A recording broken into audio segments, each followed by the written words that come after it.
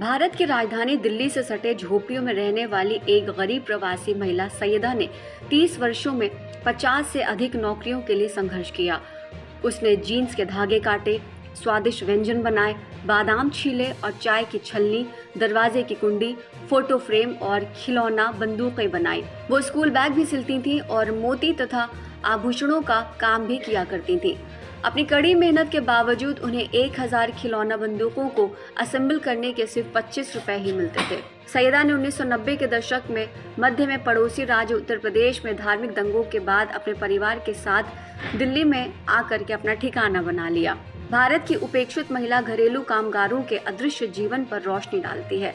भारत में 80% से ज्यादा कामकाजी महिलाएं अनौपचारिक अर्थव्यवस्था में कार्यरत हैं, जिसमें कृषि के बाद घर आधारित कार्य सबसे बड़ा क्षेत्र है। फिर भी कोई भी कानून या नीति इन महिलाओं का समर्थन नहीं करती है। अनौपचारिक रोजगार में महिलाओं का समर्थन करने वाले संगठन विएगो ने बताया कि 2017-18 तक भारत में 41 मिलियन घरेलू श्रमिकों में से लगभग 17 मिलियन महिलाएं थीं। ये महिलाएं कुल रोजगार का लगभग 9% प्रतिनिधित्व करती हैं।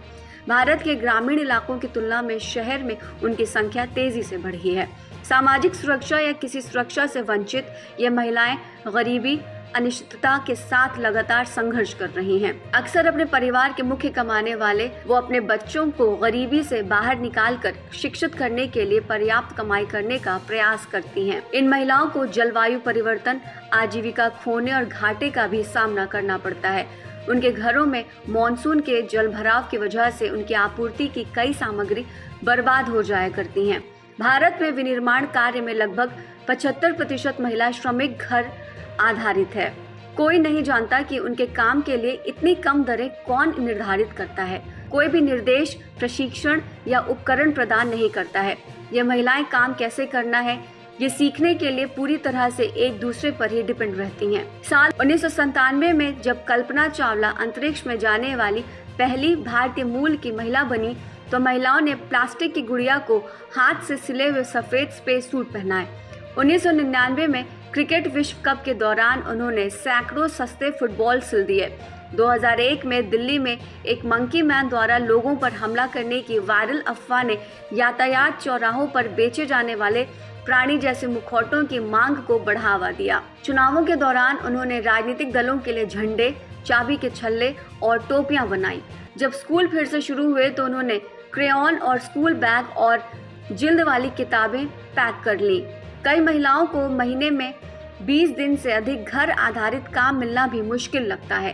केवल वो लोग जो दरों पर बातचीत नहीं करते या बहुत अधिक प्रश्न नहीं पूछते, अपने स्वयं के उपकरण खरीदते हैं, समय पर डिलीवरी करते हैं, संकट के बीच कभी भी अग्रिम या सहायता नहीं मांगते और विलंबित भुगतान को सहन भी करते हैं। वो आसानी से काम ढूंढने में सक्षम भी हो जाते हैं। 1990 के दशक तक रेडीमेड कपड़ा उद्योग ने कई काम घरेलू कामगारों को आउटसोर्स कर दिए। इसमें बदलाव आया जब फैक्ट्रियों ने घर में ही काम लाना शुरू कर दिया और मशीनों ने इंसानों की जगह ले ली, खासकर कढ़ाई के लिए। 2019 में अंतर्राष्ट्रीय श्रम संगठन ने 118 देशों में घरेलू सर्वेक्षणों के आधार पर अनुमान लगाया कि दुनिया भर में लगभग 260 मिलियन घर आधारित श्रमिक थे, जो वैश्विक रोजगार का 7.9% प्रतिनिधित्व करते हैं। ये इस बात से इनकार नहीं किया जा सकता कि सिर्फ भारत ही नहीं, पूरी दुनिया की अर्थव्यवस्था में महिलाओं की भागीदारी अहम है।